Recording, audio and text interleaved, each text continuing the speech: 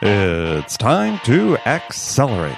Hey friends, this is Andy. Welcome to episode 507 of Accelerate, the sales podcast of record where I hold in-depth conversations with today's leading experts in sales, marketing, and leadership 6 days a week. Joining me on Accelerate today is Mitch Morando. He's the founder and CEO of Whalr. That's spelled W-H-A-L-R, no E there. Whalr specializes in helping sales teams identify what it calls product qualified leads. So PQLs are a different take on new business development with enterprise buyers. So I'm anxious to learn what it's all about. So let's jump into it.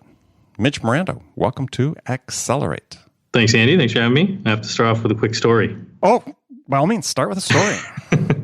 Because this literally happened to me yesterday, so it's top of mind. And I love when these things sort of happen. But I was the Challenger sale was used on me by a taxi driver yesterday, which was incredible. Now, wait. What was the taxi driver selling? Yeah, so I'm on my way home. We have this rule in the family: I've got to be home by 7:00, right? Or I sleep on the couch because it's dinner time. Can't miss dinner. Okay, excellent. So I've a cab just happened to be in front of me. So instead of grabbing an Uber or Lyft, I kind of happened to hop in this cab, and I'm like, hey, I'm going up to this part of town. I've done it, hundreds of times. And I say, just take Pine Street, go straight on up. And he goes, no, that's not the right way to go right now. He goes, this time of day, you're going to get the Powell Street cable car. It's going to back everything. He was like, that's not the best way. We got to go over here, go down Chinatown, go Broadway Tunnel. He's like, much faster. And I go, no, I've been doing this for 15 years. I'm like, just go Pine Street. Like, save me the argument. Right. He's like, no, I'm not going to go that way. The cable car is going to screw up everything. And I go, will you just please go up Pine Street? He goes, no, I'm not going to go that way. You need to get out of my cab. I go, really? Like, you feel that strongly about it? And he's like, yes. I go, okay, well, how about this? I know it typically takes me about 13, 14 minutes to get home, so let's time it, and we're going to take your way. And so he goes, sure enough, he's like, he takes his way, goes down Broadway Tunnel. I found a new way through the city, which was interesting. And lo and behold, we got there at about the same time, 14, but there was much less traffic at that particular time of day. And I was so ecstatic, right? Like that he'd used a Challenger sale on me. The guy had been driving a cab in the city for a lot of years, and the cab fare was whatever, $10, $12. And I just gave him a 50. I was like, that was so awesome because A, you taught me something, and B, you stuck to your guns, and you are a taxi driver that knows the city very well. So thank you for teaching me something new, and keep the change. So that was my Challenger sale from a taxi driver. It was incredible. The man knew how to drive. Yeah, absolutely. Well, I mean, he knew the city, he knew the subject matter, he actually knew you as a customer more than you thought he did. Mm-hmm. Mm-hmm. Very interesting. Very interesting. And as you said, as a bonus, you learned a new way through the city. Though I would surprise you didn't know about the Broadway Tunnel. Well, at that particular point in time, right? Like I do, and I do get stuck on Pine Street from the cable car occasionally. Yeah. But he's like, this particular point in time, nope. So it was great. Which is interesting. We compare that to the typical Uber Lyft experience, which is it's just in their app, and they're just following the GPS. They're not, almost blindly, right? They're not exercising any sort of initiative whatsoever. So yeah, right. And the dot stops there, so I've just stopped on the dot. Like, no, you need to pull over because you're blocking traffic. And I always call them and say, I'm gonna walk up, a block, and I'll meet you at that corner because there's less traffic or whatever. And I'm surprised the companies don't actually teach the passengers a little bit more about walking, half a block will actually save you probably a heck of a lot of time than trying to stay on the dot. But yeah, for another time. Another time. All right. So, opening question for you is sort of standard question. I ask a lot of my guests is, so in your mind today, what's the single biggest challenge facing sales reps? Single biggest challenge always, I'd say, is training. Right. I think by far the more the reps that I come into contact with, they just haven't been taught properly, like the fundamentals first and foremost. And certainly today, I mean, I'm in the technology sales enablement business, and still I think no amount of technology is ever going to replace like the fundamentals of just being trained, in good sales technique and the professionalism of sales. I think there's a lot of alarming trends that are really making the sales profession, I think, exceptionally diluted right now. So what are these alarming trends? I'd say one in particular that really alarms me is the emphasis around this SDR function, right? The sales development rep, business development rep, whatever you call it. And really the trend that this is in essence a career, right? And really in sort of my view of the world, there's two things in a business. You build stuff, so software, so you ship code, and then the other side of the fence, you ship revenue, right? So the whole company is aligned with one of those two key functions, right? Right. In the sales profession, shipping code or shipping revenue is, selling. It's closing, right? It's being able to learn how to do all those things that you and I have learned over the years. And I think the BDR as a profession is that you're basically learning the first part in your sales career. Yeah, you got to learn how to prospect and start conversations and do all those good things, but you never learn the part to actually close, right? And I've had this conversation probably 4 or 5 times over the last month or so, and I really feel bad for these young salespeople because they're 1 year into their SDR training, and then their boss or manager says, "Hey, you've got 2 options. You can either go A, into the closing role." Ooh, kind of scary. You have to have a commission. No, never done that before. Or B, you can become a BDR manager.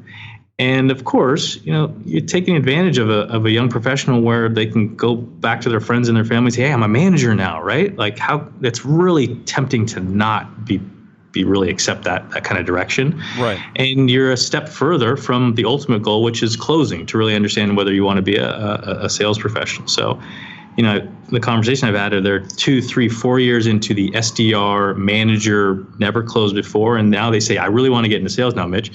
And I tell them, you unfortunately, a real disservice has been done to you. And in order to get into sales, you're going to have to go back to ground zero. And I would recommend you just get into any role that you can where you are selling anything. I don't care if it's books, pots, tour guide, anything. Just get into the function of actually closing small little deals, doesn't matter whatever it is, because until you actually start closing, you are not actually doing the sales. You're not doing the sales role. So SDR as a career, I guess, is the thing that's most alarming to me. But well, and I want to explore that a little bit because, yeah, I think part of the disservice we do too is and sort of following what you're talking about is we define these things so poorly, right? So you talk about the closer role. I mean, to me, I hate that description because first of all, how often have you been in the room when the customer makes a decision? Right. So this idea, when you say a closer, what people automatically think is we're getting somebody that's going to go in and they're closing the deal, right? In the sort of stereotypical sense. Yep. Which, is not what happens. Right. And really what that role is, that's a discovery role. That's it's a understanding the customer role. It's putting together the right solution role. And if you do that appropriately, the customer is going to buy from you. Mm-hmm. And closing has nothing to do with it. Exactly. And so it seems like we have to sort of, you had a very clear distinction, right? We do 2 things in a company. We develop code, we ship code, in software. You can say in sales, you only have 2 things really that a company does that acquires customers and retains them. Is how do we fit those roles into those functions, right? And I agree with you. I think we're doing a huge disservice to a broad swath of people that are new to the sales profession because just for things you talked about is we say either, we're going to make you a manager, or the third option is, if you're lucky, you might become a quote unquote account manager in customer success, which is still considered a lower form of life in some of the sales organizations compared to the account execs or closers, which is also nuts because they're the ones generating the majority of the revenue. Right, exactly. It is, and I think again, it's down to the sales leaders also that are promoting this. Where really now what I've seen be very effective, because you also have this snowball effect where you have people who've never closed before coaching young new talent in the sales profession, but they don't actually know what it is to do sales, right? Right. But they have the data. Yeah, right. So, again, you're perpetuating the problem. But where I have seen it be very effective is if you get into that SDR role, right? You really shouldn't be in that role for 6 months, maybe a year, maybe if you're not. And we can talk about some ways that you can get out of that role. But if you go into sales and then, if you try closing, you figure out whether you really like it, whether you excel at it, you go do that for a year, and then you come back in and you coach SDRs, that's okay. Because again, I've seen that be very effective because you're coaching, you're also trying to identify early talent to accelerate people into the AE role, or coach them in the right way that they can learn, the skill set and where they need to excel to ultimately get into the AE role. But the idea of SDR as a career path is, to me, just absurd. And it's down to the sales leaders. The folks need to really understand that it's a progression into ultimately the role of being a sales professional. Yeah. I mean, I think that in some ways it mirrors a little bit what happened back in the, let's say, the 80s when IBM and Xerox and all the other big companies were every year would go out and hire thousands of fresh college grads, put them into these quote unquote, marketing management or sales management training programs with the idea that they were going to wash out, right? Mm-hmm. Most of them over the course of the next 2 years.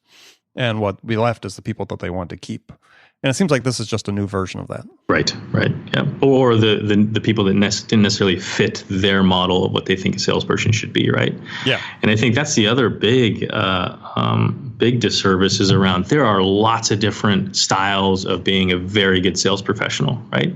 I mean, I have my own biases. I have a technical background. I tend to hire and like people who have mathy, more technical backgrounds, because I think in technology, they tend to be more curious and they tend to just want to know why things happen. Like, customer just bought from me. Why? Exactly. I got to go ask them. I don't know. I'm just going to go ask. So I have my own biases, but I also have hired and worked with lots of people that have non-technical backgrounds. So I think there are so many different ways to be successful in sales. There is no just right way to do it. And I think that's also part of, you have obviously some core fundamental traits, but I love getting people that other teams do not like. I tend to like those folks. I don't know. I do have friends that are building particular type of sales teams. And if I come across one, I'm like, you need to go talk to Jim or Jane, right? Like, you'll fit in right there. And I go, Jim or Jane, anyone that doesn't really fit your stereotypical, I'm like, send them my way. I'm like, I tend to find that those, misfits are those people that just don't do the typical sales approach, in my view, can be exceptional, can be really good. But it's a lot of ways you can do it. Right, but I think one of the reasons that's the case, and this is becoming a more of a theme on this particular show, is meaning Accelerate, is that we have these very tightly defined roles increasingly in sales, and certainly in the tech sales world. And part of the reason then we sit there and wonder why some people don't perform well, given how narrowly we circumscribe their responsibilities and what they're supposed to be doing and how they're supposed to be doing it, that the power of the individual gets lost, right? The power of the individual to sort of do things their way, because it's always like, well, it's got to be this way, and it's like, well, okay, that's that way. You've got one sample set, and believe me, you may be growing quickly, but the bulk of your salespeople are still not cutting it. Right. Why is that the right way? Why not give people some more latitude so they can develop their individual strengths? And so you have this opportunity, as you said, the people you consider sort of the misfits. I'm with you. I always wanted to hire the misfits because you bring me somebody with a stereotypical sales background, and they just never did it for me. And I think you always, in your entire sales career, the best people I've always seen, they're always coachable, kind of at any stage. I love learning from somebody else who's very good at sales and learning new ways or new techniques or new ways that you might be able to approach a particular sales opportunity. So I think those. So isn't that to me, that's one of the real risks I see in a lot of the sales models that people are implementing these days, is that it's like just too rigid. Right, and there's no freedom for the individual to really sort of be themselves. Yes, or develop their style. Right, develop their style. All right, that's a better way of putting it. Absolutely. Because at the end of the day, you still have to be, right. I mean, this obviously. It's a sales profession, very regimented. It's very process driven. You still have to it's grinded out, and you still have to do a lot of these things. But you're right. There should be a lot of latitude in sort of how you get there, and openness to experiment, because everyone will have a style that they develop ultimately on their own that they find works very well for them. Yeah, I mean, when I was new in sales, I certainly did not fit the mold at all. In fact, my first boss that hired me was extremely clear about the fact that he had never hired anybody like me before, and wasn't really sure that he should have hired me. But I had an interesting interview experience. So, okay, great. But yeah, it turned out well, right? Because he took a risk. Oh yeah, right. Yeah. And I think that is also separates great managers and great heads of sales that can identify talent, right? It's the same on the engineering side of the fence, but of course, there are some particular traits you look for, but there are being able to identify that talent and then coach the talent, right? And I don't know, I have, the A players are always going to be the A players and they'll kind of do their thing, but can you, as a sales leader, can you get the most out of can you get your C players up to be B players, right? That's where you can make the biggest impact. And a lot of that is in just coaching to the style, right? You can't coach everybody the same way. You got to coach to the style and to the strengths of that particular person. So I think just that comes down to good sales leadership and good sales management where, you run into those types of people, and they are the real difference makers in how effective a sales team can be. Well, and I think that you identified sort of a missing piece because increasingly we're seeing apps and technologies come up, a lot of the AI-driven things, saying, okay, what we're going to be able to help you do is really understand precisely what your A players are doing, right? Because we can record the calls and parse them and apply our algorithms to them, and so the B players can listen to it. They'll know exactly what the A players are doing, so they can be just like the A players. Great. But that doesn't work, right? I mean, the A players, great, you can listen to what they're doing with their calls, and you might pick up some interesting tips. But the fact is, part of the reason the A players is because they're not playing by the rules. Mm-hmm. That's the thing that I find sort of the conundrum that's so interesting in so many sales organizations is that, the real disciplines are applied. Not the disciplines, the sort of the rigid formulas are applied to the B and C players and the A's, right? And the A's are the ones that have earned the right to be a little more flexible, a little more free. But then they sort of suppress that in the B's and C's, which is really, as you said, that's sort of the next generation of strength that's coming from. And you want to be able to develop your bench. If you think that, because sales people turn over really quickly, if you think that you're always going to replace your A players by going outside, that's a horrible strategy. Right. Yes. You need to develop. That's not sustainable. You need to be able to develop your B's and C's to take the place of the A's when they go. Right.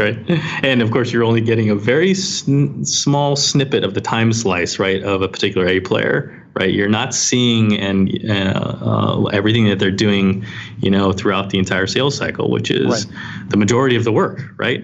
Exactly. So I totally agree with you. You've got to be a good manager. You really got to be in the trenches, and you've got to coach, and you've got to give people the options to try things and see. Here are what people are doing. Here are some things to try. Let's go see if it works, and let's go see if we can improve this particular part of your sales experience that maybe needs a little bit of work. Yeah. All right. Let's talk for a second about your company, Whalr. Sure. So what was the impetus to start Whalr? So Whalr, funny enough, again, engineering background. So when I got into sales after banging out code for a while, I took a very different approach to. I wasn't classically sales trained, so I took a very different approach to how I was going to do sales myself, and then start to build sales teams.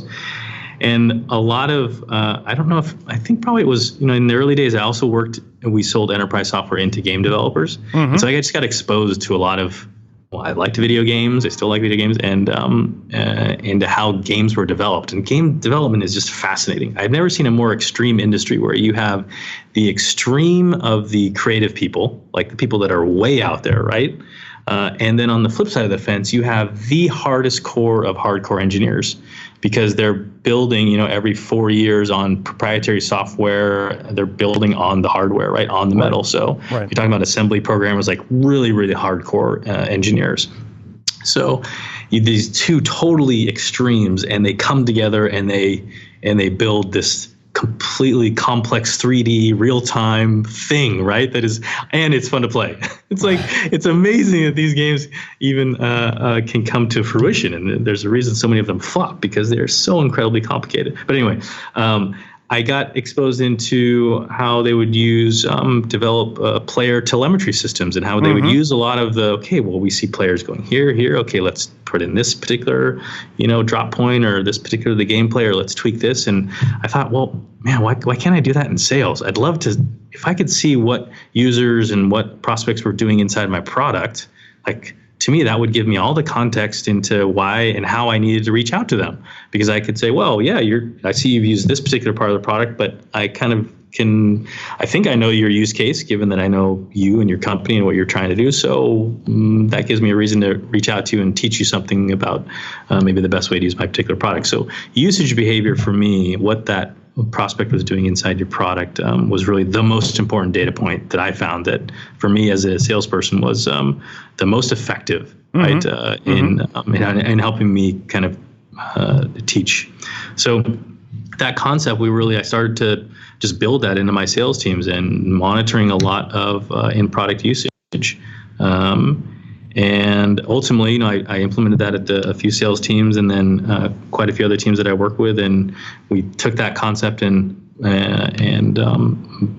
pulled it into a platform called Whalr about just over a year ago that we officially launched it. And really, that's our focus. A customer called us Moneyball for sales, so I kind of like that. But really, our customers today primarily are open source. Well, the biggest pain point today is open source, freemium, premium, so enterprise SaaS products where they usually have the in-product usage readily available. And we monitor all that and push that out to particular sales rep and say, hey, this is interesting behavior about either this user, or more interestingly in the enterprise is groups, and what the group behavior is, because you may, if you have 3 or 5 or 7 users that all of a sudden become very active within a product over a specific period of time, let's say a 7-day or a 14-day period, that's interesting. And that's really when, me as a salesperson, I want to now engage and go teach them something because the timing's right. So okay, so you work with Whalr. Right. So your product then works with or companies that use your product are companies that SaaS companies have, you said, a free trial or freemium model of some sort. So, you talk about generating leads, helping land leads, and so on, and you use phrase convert data to identity intelligence. So, and so what's that mean in the case of somebody that hasn't even got that point of signing up for the the free trial? So, do you do anything before that, or it all starts at that point? No, it all starts once the user has signed up, either and signed into the product. So for us, that's a key starting point.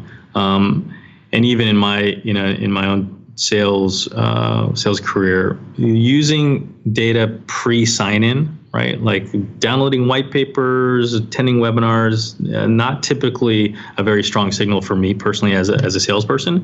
I wanted to know, okay, once they got in the product, okay, that's still starting to get interesting, but I want to see what they do, right? Because a lot of times, especially in these freemium or open source models, you may want customers to just sit there for a while. They're not ready yet. The biggest challenge in sales is just getting the timing right, and understanding when they're actually at a point where they're open to having the conversation and being taught. Sometimes you just can't chase the person who just signs up and is starting to use your product just because they may fit some firmographic data.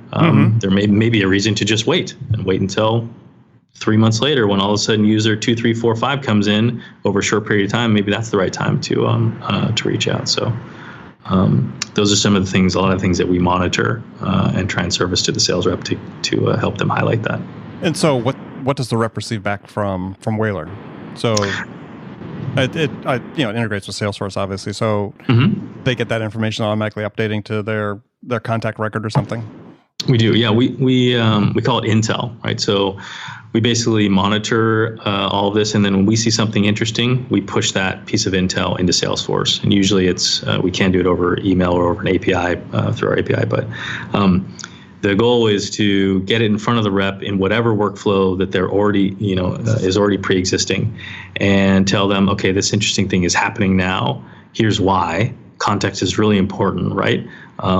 I've never been a big believer of black boxes and just kind of, the magical machine learning that to me doesn't really exist. It has to be we spend a lot of time working directly with the sales reps to understand, okay, what are things that they think are interesting? And then we'll use that human interaction along with, you can scale it a little bit faster and experiment more by using the machine learning, but certainly there has to be a lot of human intuition and hands-on understanding that needs to go into this, and providing that context to the sales rep then gives them all the information they need and sort of how they need to reach out, and interact with that particular prospect. Well, let's talk about the context. So what is the context you're setting for them?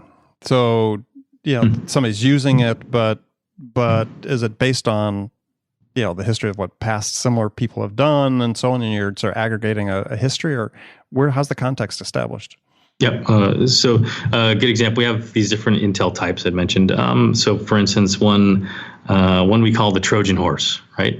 So the Trojan horse intel basically will, we have some out of the box settings, but we kind of configure it for the team. But for argument's sake, we'd say, okay, whenever we see at least 4 users from a particular company, they might sign up and use their business domain. They might sign up and use a Gmail. It doesn't matter. We'll be able to identify them and pull them all together. But let's say we see 4 users that have finally signed up and started using the product within a 7-day period, so a short period of time, high activity within a short period of time, and it meets all of the firmographic criteria. So typically that means, it's a North American company, employee size greater than 50 employees, and that then we would package up and say, all right, we basically have a Trojan horse hiding, a group of high qualified users that now sales rep will either, if we have a decision maker that's identified in there, we'll highlight that and say, you should probably call this VP because they just started to use the product, 2 days ago. So or with just an email address, you're doing some sort of data enrichment. So you're being able to pull out titles and, as you said, they were using a personal email versus business, and you can correlate that back to the business. Exactly. There's a lot between email, but most importantly, we kind of flip it. We don't look at the person first. We monitor for the user behavior first, because again, if somebody signs up and let's say it's Mitch at Whalr, I sign up and okay, I'm at Whalr and or 10 employees and X firmographic data, not necessarily rationale to just go out and reach out to me, right? Now. So what we'll do first is we look for the usage pattern of the behavior first to then highlight, okay, is this an interesting person that's doing something interesting, or is this a group that's doing something interesting? And if it is, then we'll go out and say, all right, does this then fit our demographic and firmographic filters? So it's kind of flipped. We look for the behavior first, and then we go out and say, like, okay, is this some students in Indonesia, or is this actually a good B2B prospect that we might have in North America? So it's a little bit different in that method, but the key is usage pattern first, and then, as you mentioned, being able to go out and pull together all the firmographic and demographic information. So are you seeing on your customers that, because increasingly I see is that where it used to be easy to sign up for a free trial, increasingly companies are forcing you to talk to somebody in sales before you sign up for a free trial. I mean, you see that as a trend, and is that based on data that they're experiencing through their own experience that higher close rates if they have to go through a sales as first step? Because in some cases, quite frankly, I find it really off-putting, and I won't do won't do the free trial if I have to talk to somebody in sales as opposed to just signing up for it. It is. It's I find it's mostly a function of the sales leader that comes in. I mean, usually these models start off as these freemium self-servicing models, and at some point they might get to 10 or 20 million in revenue, and they say, okay, now we need to go hire a sales team, right, in order to get to the next tier. And usually the sales leader comes in and they go, well, I can't see anything that's going on in this freemium, even premium, let's call it credit card side of the business. I'm blind, so I'm competing against myself. Shut it off. Right, put up the hard stop top. At least talk to sales. Right, so it's usually that the sales leader just hasn't worked in a open source or freemium to premium credit card and then to the enterprise model. Like there really have been very few successful companies that have done that. And as a sales leader, it's usually just the first reaction.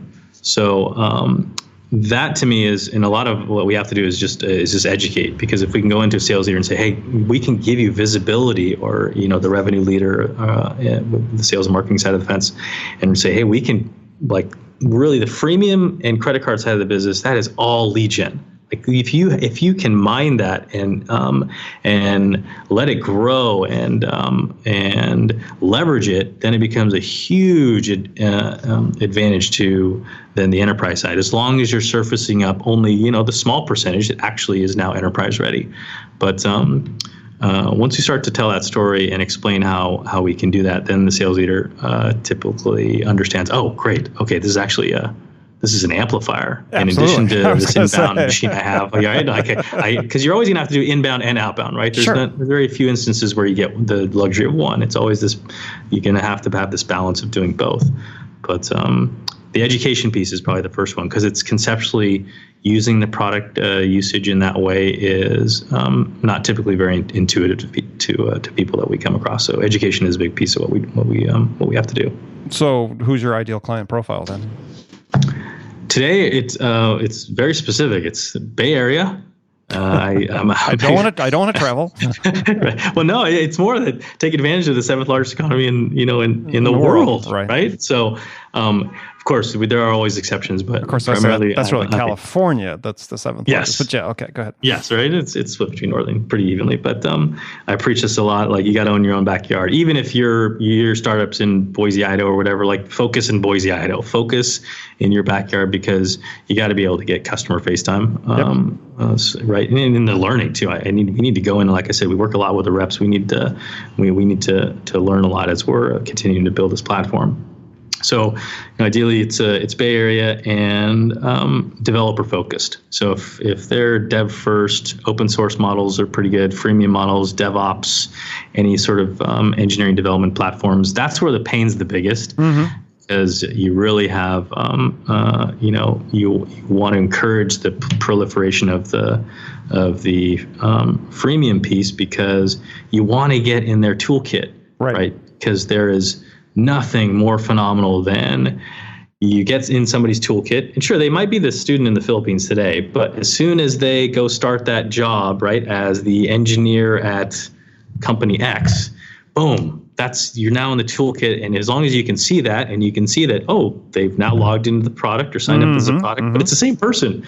Previously used their Gmail address, now they're using their @Dropbox email. Okay, great. They heard, like, this isn't a fresh new lead. This is a lead with context, right?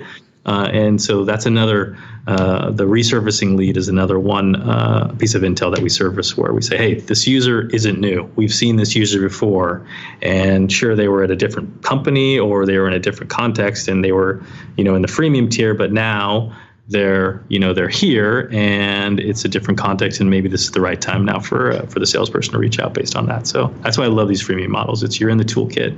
Huge advantage if you know how to leverage it. Excellent. Okay. Well, Mitch, thanks for joining me. We have to wrap up here. So tell folks how they can contact you and find out more about Whalr, which is WHALR, no E. That's right. Not the Boston Whaler, the boat. Right. We try to get that one. But yeah, you just hit the website, or just send me an email, mitch@whalr.com, and more than happy to help you. Really, the methodology of another customer references as the product qualified lead, right? Where really it's the PQL. And I'm just a huge proponent of whatever you do, regardless of whether you use Whalr, you need to start leveraging that in-product usage behavior, because it makes the buying experience much more valuable if you're a buyer, and the person reaching out to you actually has some context and how they can help you, right? So you absolutely need to be leveraging the PQL model and figure out a way, if you're a salesperson or a sales leader, even if you're an individual rep, figure out a way. You might have to go take the product manager out for coffee, or you might need to, go chum up one of the engineers, but figure out a way that you can get product usage, because pretty much every team nowadays through, different functions have the product usage. Usually it's product managers, but figure out a way that you can get some of the product uses, because if you can get that for even the leads that you're working or your opportunities, you are going to be have a huge advantage in again, the value that you can bring to helping that customer along. So PQL methodology is by far the thing that I hope people will really start to embrace, because it's quite powerful. Okay, excellent. All right. Well, good. Mitch, we'll have you back on again. And friends, thank you for spending this time with me today. Please come back, join me again tomorrow. Got new episodes every day of the week. I'm sure you find something you enjoy. Until then, if you have a moment, please go to iTunes or wherever you listen to this podcast and subscribe to the show. Leave a review. Your feedback's really important to me. So again, thanks for joining me. Until next time, this is Andy Paul. Good selling, everyone.